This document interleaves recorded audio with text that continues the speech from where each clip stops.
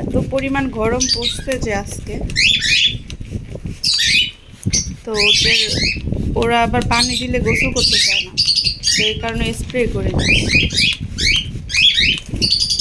আপনারাও সবাই পাখির যত্ন নেবেন, কারণ এখন এত পরিমাণ গরম পড়ছে যা বলার বাহিরে।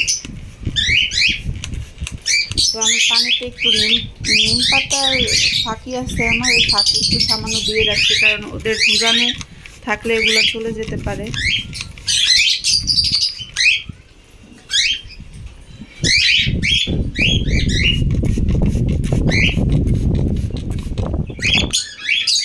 বেশি ভিজানোরও প্রয়োজন নেই, বেশি যদি ছুপ করে ভিজানো হয় তখন পানিটা ওদের শরীরে লাগলে আবার ঠান্ডা লেগে যাবে। তো স্প্রে করলে সামান্য একটু শরীরটা ভিজাই দিলেই হইল। আর যারা নাকি ঘরের মধ্যে মানে পাখি পালা হয়, তারা দেখছি অনেকেরই ঘরে পেপার, মানে পাখির ট্রেতে পেপার লাগানো আছে। তো একটু চেষ্টা করবেন যাতে প্রত্যেক দিন পরিষ্কার করার জন্য, আর না হলে রুমের মধ্যে থাকলে এগুলো একটা গ্যাস হয়ে যায়, এই গ্যাসের কারণে ওদের সমস্যা হতে পারে। আমরা অনেকেই আসছি যে ডাল সিদ্ধ সাথে গাজর বা অনেক সবজি খাবারগুলো দিই, তো ওগুলা কিছুক্ষণ খাবার পর ওগুলোও চেষ্টা করবেন বের ফেলার জন্য, না হলে এগুলাও অনেকক্ষণ থাকার কারণে নষ্ট হয়ে যায়। কারণ এখানে ডাল থাকে, সবজি থাকে, বিভিন্ন ডাল দেওয়া থাকে, তো এই কারণে আর কি এগুলা পরিষ্কার করা, পাখির রুমটা খোলামেলা রাখার চেষ্টা করবেন। তো ইনশাল্লাহ পাখি সুস্থ থাকবো। আর ওদের অবশ্যই যত্ন নেওয়ার অনেক প্রয়োজন, কারণ এখন এত গরম পড়ছে।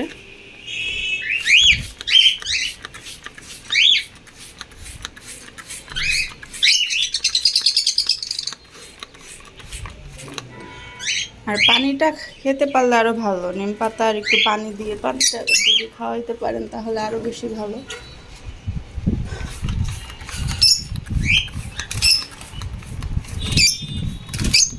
চেষ্টা করবেন পানির সাথে নিম পাতা দেওয়ার, একটা নিম পাতা দিয়ে দিলেই হইবে, পাতা বা কেউ ফাঁকি থাকলে ফাঁকি দিয়ে দিবেন।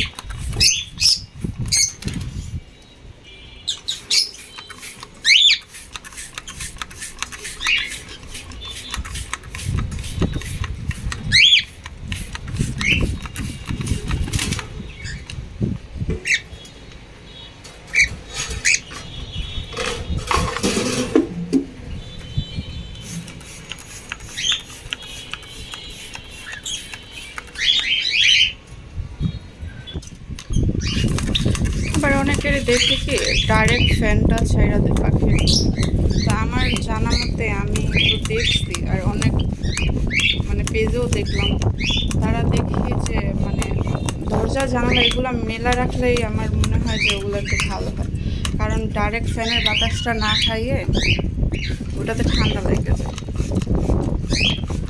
তো যদি জানালা থাকে তারা চেষ্টা করবেন ওগুলো মেলা রাখার জন্য, ডাইরেক্ট ফ্যানের বাতাসটা না দেওয়াটাই ভালো।